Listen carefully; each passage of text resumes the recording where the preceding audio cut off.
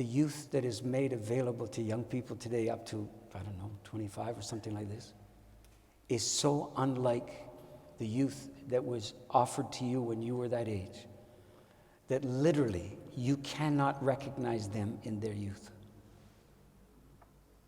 And you, by turn, become unrecognizable to them as anyone who was ever young, you see. You become permanently aged in their take on things by virtue of your drastic inability to know the fundamental rupture that has occurred in trust between the generations since the time you were 10. I'm addressing people who are over about 55 or 60 in the room right now in saying this. Last thing. You see the angle that we're sitting at relative to each other here, the way the chairs are placed. If you have an adolescent at home, first of all, my condolences, in just a general way. You're going through a lot, and there's no sign that it will ever end. I'll grant you that. So it's a kind of eternity that shows that's not threatening to be over.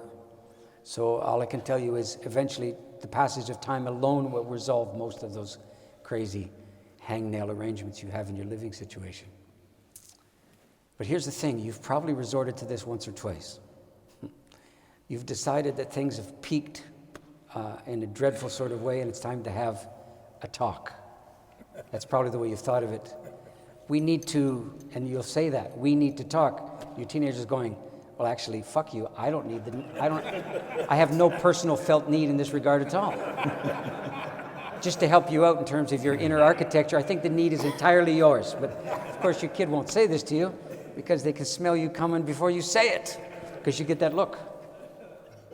But anyway, this is all lost on you, of course, so because you're in charge. It's the worst thing you can be is in charge most of the time. But anyway, so you say, we need to have a talk. Fine. Could you sit down? Why? Because it's going to take longer than the 7 seconds usually you allow to anything. That's why. Fine.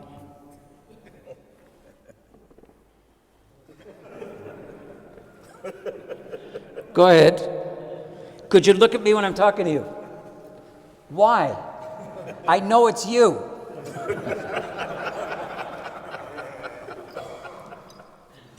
Because in the old days, this used to be respectful, that's why.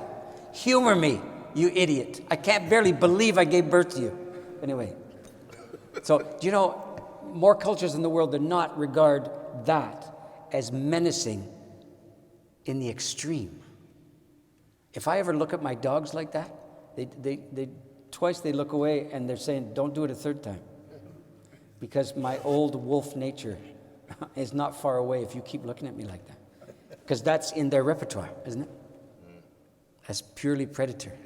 Anyway, so this is what we do with a teenager who we're allegedly trying to have a meeting with. Anyway, primitive skills, huh? So, okay. Now, all the while what you've done is you've engineered an arrangement that's like this. And by this you're trying to signal this is important to me. Well, that's your conceit, if you will. But that's not the consequence of the seating arrangement, though. The consequence of the seating arrangement is very clear to the one you're looking at. And it's this. You have decided that they themselves are the fundamental problem in your life, at least right now. And the seating arrangement is designed to figure out the problem, which is them. You could say we all night long, but if you sit like that, that's what you're engineering. And the kid has already picked up because they're a non-verbal communication specialist. Your kid is. And they can smell your shit from a long way away. You think it's perfume because it's personal.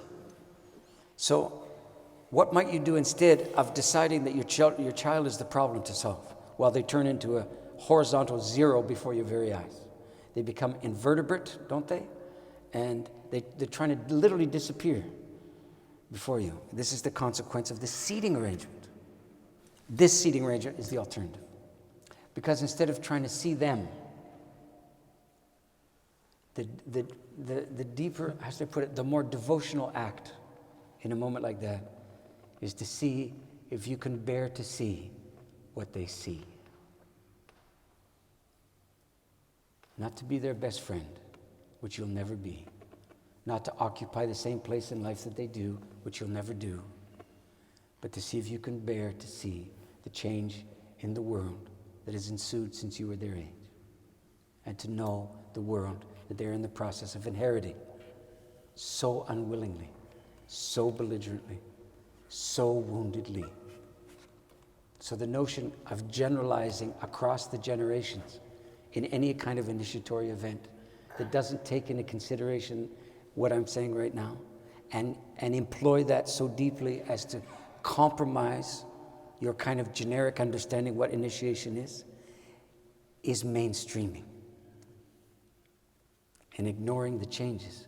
And ultimately what initiation seems to me to be for is to tune humans to be fundamentally response-able to the world, capable of the world registering upon them, not enduring it, being informed by it, and receiving their marching orders generationally from it. And that the wrinkles of their time is the kind of secret script wherein they begin to discern the reasons that they're generationally identifiable. Any generalization of these things